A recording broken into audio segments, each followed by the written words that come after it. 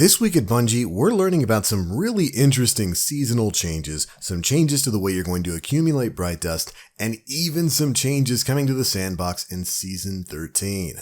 What's going on, Guardians? My name is The Black Link, and of course, today is Thursday, January 28th, 2021, so you know what that means. It's time for this week's issue of the Bungie Weekly Blog, This Week at Bungie. And after last week's major Umbral Engram return news, it's nice to hear this week that we're going to be getting some major changes to some of the seasonal challenges we'll be completing alongside earning those Umbral Engrams. Let's go ahead and dive on into it. First things first, next week we have the Season of the Redacted, widely speculated to be the Season of the Chosen thanks to some data mines, getting its first trailer officially next Tuesday, February 2nd. Now that in and of itself isn't really too much of a surprise. The next season, Season 13, is set to start the week after on February 9th, so we had to be getting a trailer for it sometime soon. And of course, when that happens, you'll find a recap video right here on the channel. But let's go ahead and dive on into some of this week's news, starting with some major changes coming to weekly repeatable bounties, seasonal challenges, and how you'll be earning XP moving forward. This week, the Destiny 2 dev team talks a bit about how they want to address FOMO, the fear of missing out, as well as the concept of bounty fatigue and how exactly they can give you the most bang for your buck whenever you play Destiny 2. And in order to do that, they're going to be revamping the way you earn a lot of experience moving forward. Here's some of their goals. They want to provide a guide to new, returning, and veteran players for what to do every day and every week of a season. They want to guide the player through the seasonal content week over week, encourage players to engage with complexities and nuances of the seasonal activity and rituals, and finally, reduce the penalties on XP and Bright Dust for missing a given week. Essentially, they talk about wanting to provide players a more streamlined and focused way to join the game, complete challenges, earn Bright Dust, and earn EXP whenever they decide to play the content. So if they decide to skip a couple of weeks in the season, they don't feel like they're left behind. And so, in order to achieve those goals, Bungie is introducing a new pursuit type for players called Seasonal Challenges. Seasonal challenges will live on their own page and are accessed through the quest log or the season pass and will be separated by week. And then they give us a quick breakdown of exactly how this feature is going to work. Every week, for the first 10 weeks of a season, between 3 and 10 new challenges will appear automatically for players. Some of the challenges deal with the seasonal content. Others will push players to complete strikes, Gambit, and the Crucible, or to focus on non-activity focused Destiny rituals like gaining power, unlocking seasonal artifact mods, or improving guns and armor. These challenges can only be completed once per account, but once they become available, these challenges can be completed at any time before the end of the season, and do not need to be started or picked up from a vendor. And as an example, if a player doesn't play for weeks 2 through 4, they can return on week 5 and have all of those previous week challenges available and waiting for them. Completing each challenge will award EXP, contributing towards your season pass ranks, and other rewards could also be Bright Dust, seasonal currency, or other interesting items.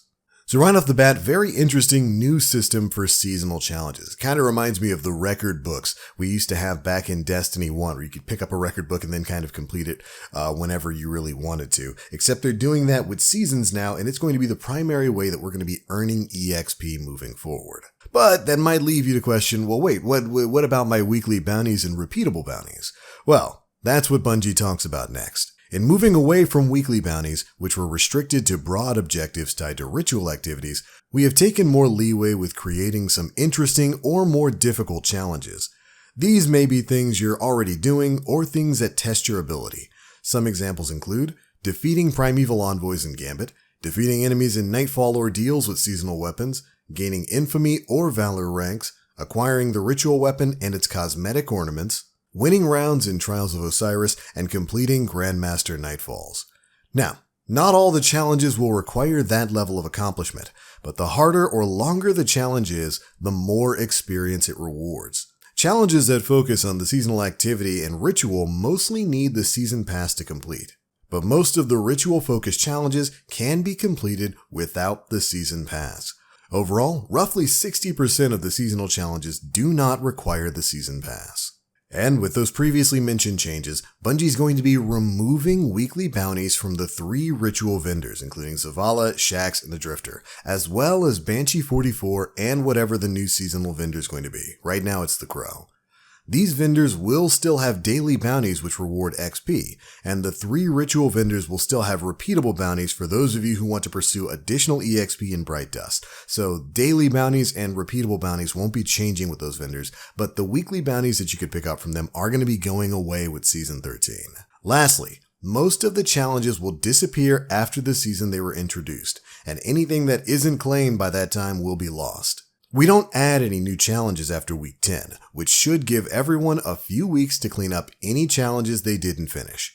Any challenge that rewards unique or seasonal items, including currencies, lost books, or seasonal weapons or whatnot, can be completed as long as the seasonal activity is in the game.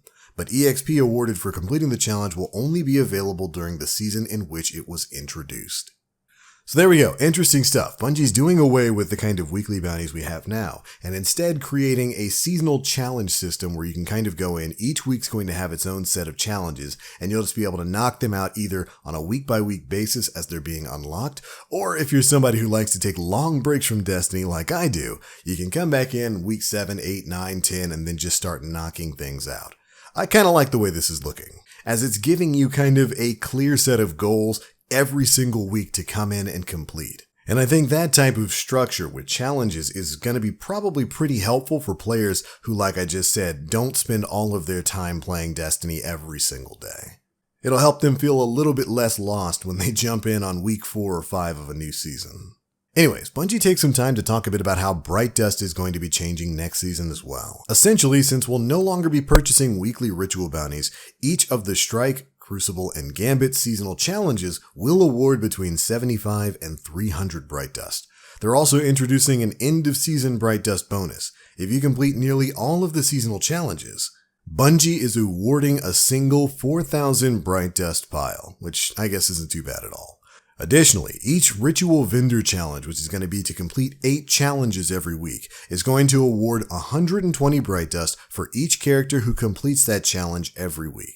And because this is prompted by the removal of weekly bounties, the only seasonal challenges that will be awarding Bright Dust are the ones that both the Season Pass and free players can complete. And then we get an awesome breakdown of how exactly Bright Dust is going to be awarded starting in Season 13. Here we go.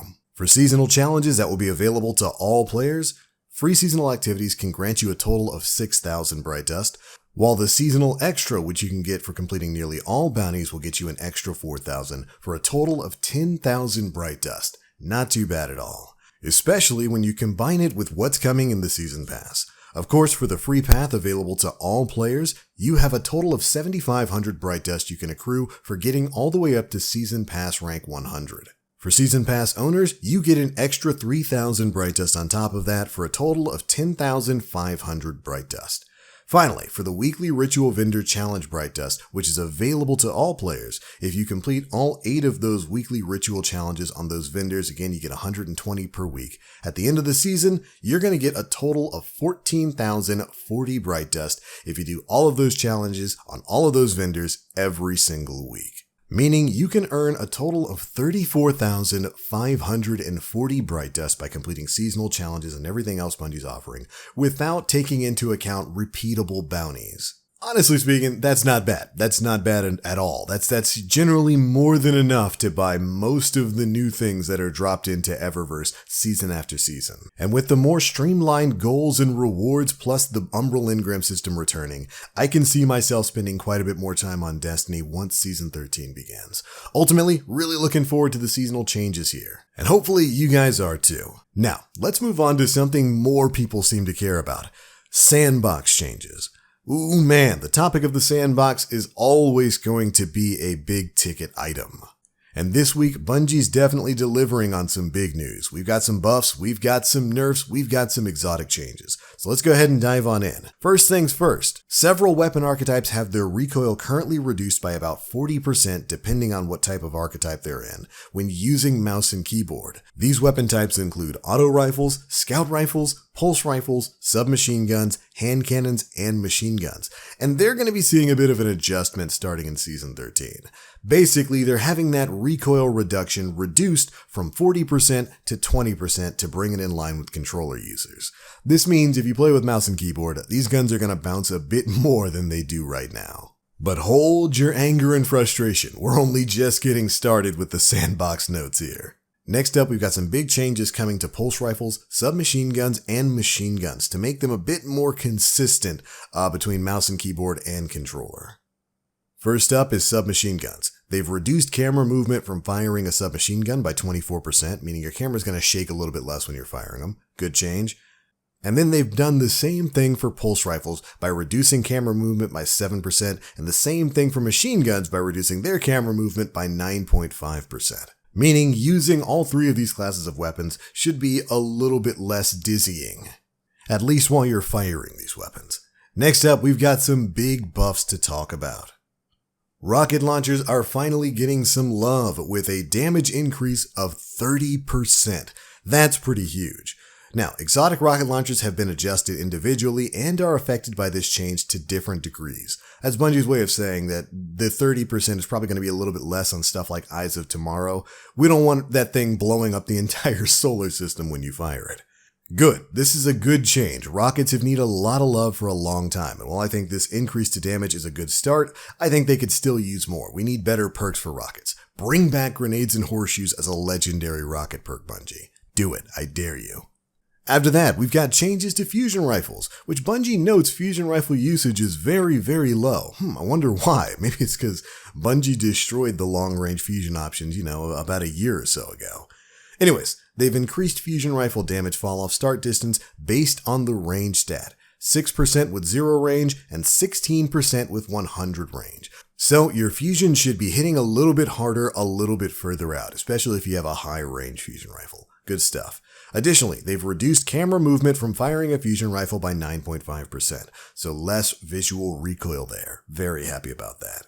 After that, we've got an interesting change coming to breach grenade launchers. They've noticed that the usage for those is very low outside of Mountaintop, and Bungie believes that it's because the skill ceiling on breach grenade launchers is a little bit too tough. It's hard for people to time when to blow your charge up. Me, personally, I would argue that the usage numbers are probably low because there's only like 2 that you can use in most content in the game right now, but what do I know? I'll take any buffs that Bungie's handing out. So here's what they're doing. Breach grenade launcher projectiles will now detonate on impact with a character, even if holding the trigger. So if you've had those few frustrating times where you fire your breach grenade launcher, like Martyr's Retribution or something at an Acolyte and it just kind of bounces off of them and then detonates, well, now whenever it hits an enemy target, it's going to blow up. Hopefully that doesn't count for your teammates, because there's been a couple times where I've bounced grenades off the back of my teammates in PvP, and I don't want to blow myself up any more than I already do. But alright, that's it for the buffs. Now comes some pretty frustrating nerfs. I'm not going to lie to you guys. I'm mad about a couple of these. But then again, when am I not mad about nerfs? Alright, while sniper rifle usage has dropped in the Crucible, Bungie has observed that it's hard to challenge someone with a sniper rifle. What game are they playing? Even if you get the first shot on an enemy, they can often respond and win the fight. Ooh, in the words no sniper ever wants to hear, they've increased ADS flinch to snipers when taking damage from other players. Ooh, here we go. Next up is the one I'm really mad about. Swords are extremely dominant in PvE. At this time, 65% of players are using swords for the majority of gameplay encounters in Destiny 2. While we are introducing a buff to rocket launchers to make them a bit more enticing, we feel that swords do too much damage compared to other options. And so, Bungie's reducing sword damage by another 15%. You'll remember they reduced the falling guillotine sword frame damage by like 24 or 25% a while back as well. At least the heavy attack on that. And so another big nerf here to our beloved swords. I would argue swords are good right now, but it's not that the fault really lies within swords. It's that most of the other heavy options right now, outside of some very specific things like Xenophage or Anarchy, suck. When was the last time you used a heavy grenade launcher for boss damage? Or a machine gun? They do awful damage. Or linear fusion rifles. Those basically don't exist in PvE right now.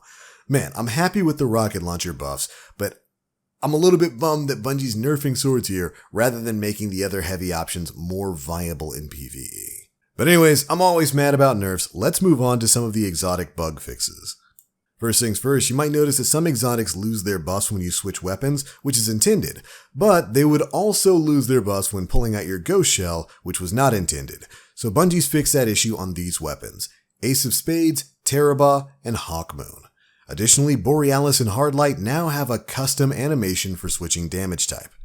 Then we've got a few changes for the Duality exotic shotgun. They've increased the damage fall off by 1.25 meters while both firing from the hip and ADSing, and they've reduced the maximum buff stack from 7 to 5, but each stack now grants more of a damage bonus and extended buff duration slightly. So they're lowering the number of stacks, but they're increasing the actual benefit you get per stack, so it's probably going to equal out somewhere. After that, changes to Sturm. Sturm will once again reload any equipped special slot weapon on kill, provided the special weapons clip isn't full already and there's available reserve ammo. Finally! Thank you, Bungie. And they fixed an issue that was preventing Merciless from increasing its charge rate on non-lethal hits. Those are the bug fixes. Bungie also notes that they are taking a look at Arbalest, which has been seeing a lot of play over the last season or so. But they won't have any changes for it ready by the time Season 13 launches on February 9th, but they do expect to have a change coming sometime in Season 13. Alright, there we go, Guardians. That's pretty much it for the big Sandbox information, and for most of the big news in this week's issue of the Bungie Weekly blog. But we couldn't end this without covering one last news story. It's almost February. That, of course, usually brings the Crimson Days special Valentine's event in Destiny 2. Well, not this time. Bungie has decided to retire the Crimson Days event moving forward, as they feel it's had its heyday and it's time for them to come up with something new. So for any of you Guardians out there who may have been looking forward to the return of Crimson Days, unfortunately the Crimson Doubles playlist is going to be going into the content vault for the time being, and while Bungie does have some new events and whatnot planned for Season 13, the Valentine's themed hand-holding Crucible game mode of Doubles will be no more. So there we go. It had a pretty good run. But alright Guardians, that's pretty much it for the biggest bits of news contained in this week's issue of the Bungie Weekly blog, This Week at Bungie. A lot of really interesting news there. Happy about the seasonal challenges. Can't wait to see how that's going to move going forward. And, well, when it comes to the Sandbox stuff, just going to have to test it when Season 13 launches officially on February 9th, 2021. But alright, those are my thoughts. Be sure to leave me yours down in the comment section below. If you enjoyed the video, feel free to drop a like, make sure you subscribe, and hit that notification bell to stay up to date with all the latest stuff we're putting out. I'm out for now. Thank you all so much for watching, and as always, I am the Black Link. You Guardians, stay frosty.